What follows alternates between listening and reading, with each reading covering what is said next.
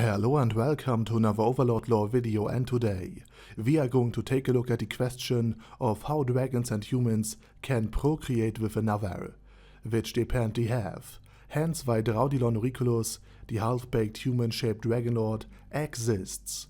But before we're going to take a look at all of this, let's take a look at my Patreons and thank them for supporting this channel, as well as all users of the YouTube thanks function who made one-time donations. Also, please check out my fantasy channel, where a similar topic is also being discussed. You can find the link down to it in the video description.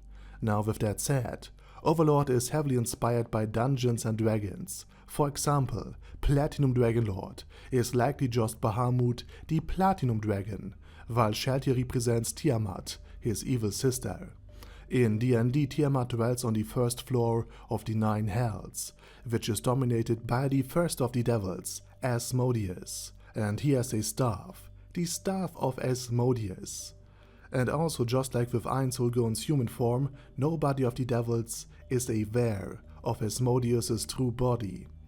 Also, a Seorak, the Demilich, might have served as further inspiration for Einsulgon and his guild base. Also, many spells of Overlord are just slight alterations of spells known from Dungeons and Dragons, if they are altered at all, that is.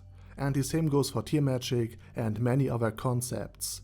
And in Dungeons and Dragons, dragons can actually turn into humans with the spell of polymorph. This can also be seen at the start of Pathfinder Wrath of the Righteous, so therefore it is generally speculated that the Dragonlords in the New World can do the same. So basically, just like Zeus turned himself into various kinds of animals to F with Europe, Brighton, his Dragonlord, could have just polymorphed into a human form, but kept certain appendages more closely looking to the original. But while all of this is a very plausible theory, there's also an entire storyline that really starts to go into overdrive in the 12th and 13th novel, that has Demiurge experimenting with various prisoners of different species. That's why humanoids, heteromorphs and demihumans, for example, have their organs transplanted into one another's body, among other things, all because Demiurge is trying to find a way at how different species that normally couldn't have children with one another could still potentially create, procreate and sire offspring. This might also be one of the few times where Sebas and Demiurge are on the same side, because the Butler of Steel is a dragonoid and Tuar is just a human. So it could be that the dragons have indeed the polymorph spell available to them, but maybe it is tied to wild magic, and one of the greatest secrets the dragons still have. I mean, Yggdrasil Online is very unlikely to have a polymorph spell, given how much money the game made, with all of the customization. Also, Platinum should be well aware of how dangerous godkins can be, and a player being able to sire offspring with literally anything is something extremely dangerous to the old dragons who still cling to power and life. This in turn would mean that there's potential for Einsulgon, who is more or less trapped in his unfeeling undead body, to polymorph back into a human, if he could just get a hold of wild magic users willing to teach him wild magic and a spell, which might eventually be Draudilon Auriculus' role. Furthermore, wild magic is able to overcome the restrictions that Yggdrasil rules are still imposing on the world.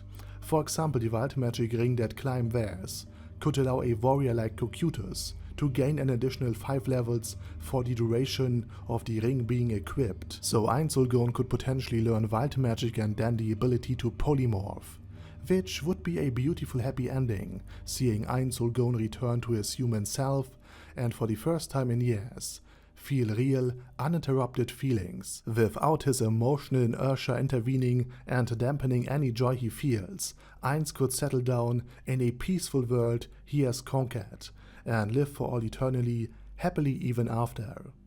Although, without his emotional inertia, all the death he had caused, all the suffering he had helped create, or actively inflicted, all the trauma, guilt and disgust Eins would normally feel when confronted with deadly battles, or the end of an entire army, would now affect him directly. Because remember, Einzelgon was only able to instantly stomach the sight of blood and death and being able to kill and feel nothing because of the emotional inertia his body provides him with, meaning that at the end he could feel extreme guilt over everything that happened. Imagine it like Yagami's young idealistic self being able to see what he would eventually do and how he would die. So this entire plotline could be tied to the ending of Ein Soul Gone in more than just one sense. And with that said, I say thank you very much for watching, and special thanks to Bad Guy Yi, Bad Burrito 316, Beezer, Ben C, Brandon D, Chrissy, Crowley 0221, Sia, Crystal Prime, Dead Slime, Death is Mercy, Deathless Dragonlord, Demon Xenomorph 1987, Devin Downen, Ding Dong, Duckwagon, Dystopia, Dystopia II, Enigmatic Unicorn, Feral Shivan, Guy with That Head, Hector Marino, Hoss, Huster, Jacob G, Jana B, Jason, Chromius, J. Morris, Kyle R, Legendarius, Lelouch Britannia with a Mustache, Lexus Fox, Lord Nishikian Rai, Lord Touch Me, Merovec, Mr. Shoes, Mr. Tweaker, Michael R, Michael Y, Normal Toad, O'Kill, Overlord General Gasper, Paddy Pantom, Personage, Primus 11, Q-Ne Caracos P, Shergox's Daddy, Shadow Lightning Wolf, Shrine Keeper, Super Tier Magic Batista Bomb, Staris, Ted, Texas Deer, The Orc Warboss, Rocket Smasher, T.E. Wang, Vash Hawkeye, Vegito 27, Venture Fanatic, Wilhelm and Zonagon. Thanks guys. Anyway, have a nice day and I hope to see you all again soon on my next video.